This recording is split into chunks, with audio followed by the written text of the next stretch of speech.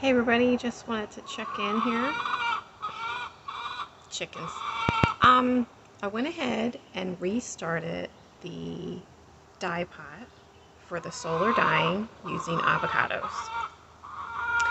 I did the same exact I did the same exact methodology as I did last time, and I will try and put a link to that particular video up here somewhere.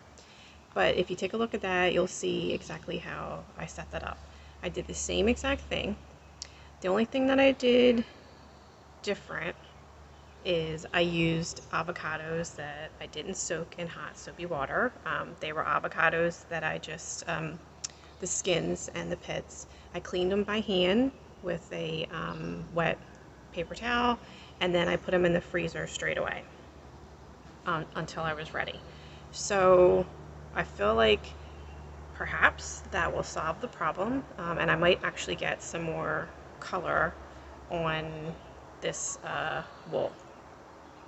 So I am, in essence, over dyeing this skein since I tried dyeing it before, and it did take up a tiny bit of color, which you can see. I will put pictures of what the yarn originally looked like and then what I ended up with from the first go around. The other thing that's different about this time is the last time I did the solar dyeing, I did it at the end of the summer. It was at Labor Day, around Labor Day. So we've just passed Memorial Day, so I am doing it at the beginning of the summer. So perhaps that will also additionally help with having some of the hottest time of the year now versus at the end of summer. Also, again, like I said in my previous video, I think Christopher from Cabin Boy Knits is the go-to for natural dyeing, and he recommended that you use either I guess the ratio would be 1-to-1 or 1 to a half, where if you have 100 grams of wool, which I do, you would use 50 to 100 grams of avocado skins and pits.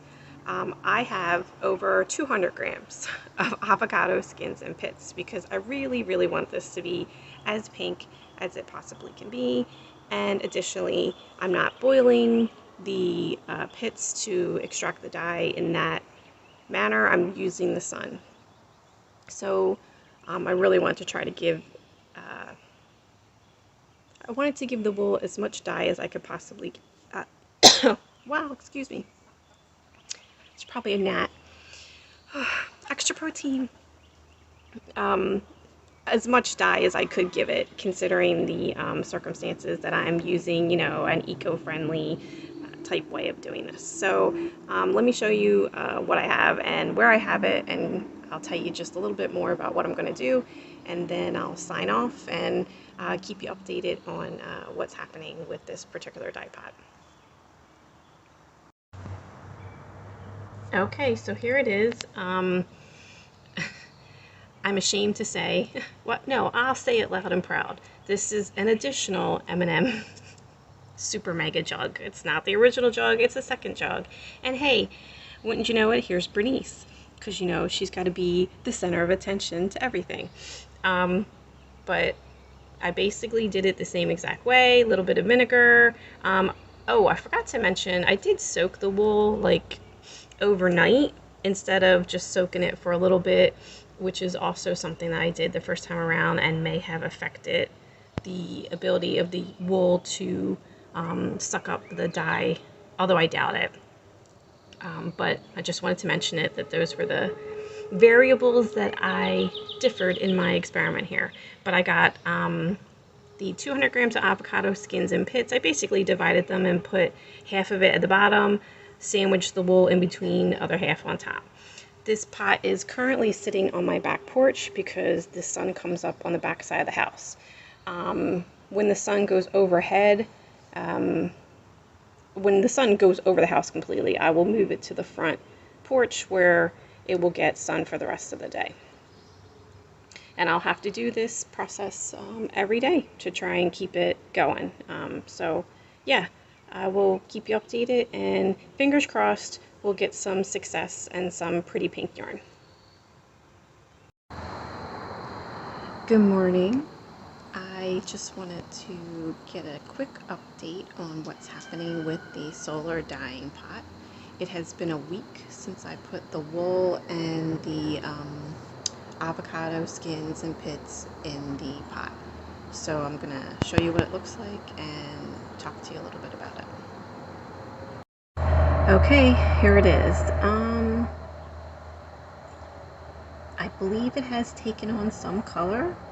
I will get a screenshot side by side of what it looked like when I put it in and right now. And it's time for me to move it from the front porch to the back porch so I could get some more sun. But I was watching Michael Sean having coffee. Good morning. And he had just taken a dyeing class, and he was talking about how the pH level of the water can affect specifically the darkness that you would get from avocados. So he mentioned that if the water was acidic, that the avocado would only give you a light pink color, whereas if the water was alkaline, the avocado would be darker.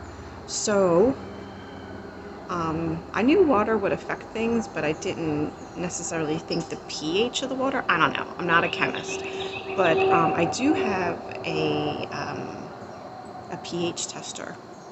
So it's for soil, so I don't know if it'll work for water. But anyway, I'm gonna check it out, and I will let you know.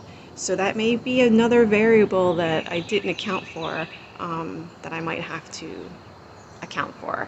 Additionally, I don't know if the M&M pot, being plastic, is getting me enough heat throughout the day. You think it would, considering I'm in North Carolina, but you also know that since I put the yarn in the pot, it's been raining and it's been nice and on the cool side. Still gets into the 80s and sometimes 90s, but not, straight 90s, keeping it up there. But anyway, it ain't hurting to give it a go, and if I gotta do it again, I'll do it again. So I'll check back in with you, let you know the progress. Hey ho, I said I wanted to test my water to see what the acidity level of it was, because that might be part of the reason that I'm only getting like a very, very light pink to brown from my avocados. So I was going to test it with a pH test kit that I got from the pets, the pet section at Walmart. I just grabbed one of those, and I'm gonna see what it says. Okay, I'm going to try to do this all one-handed. This is the packet, and this is the sting as it comes out of the packet. And then you're supposed to dip it in the water and then compare it after 15 seconds. I have come to the actual sink where I filled up the dye pot. So let's see. Supposed to dip it in and then hold it and wait 15 seconds.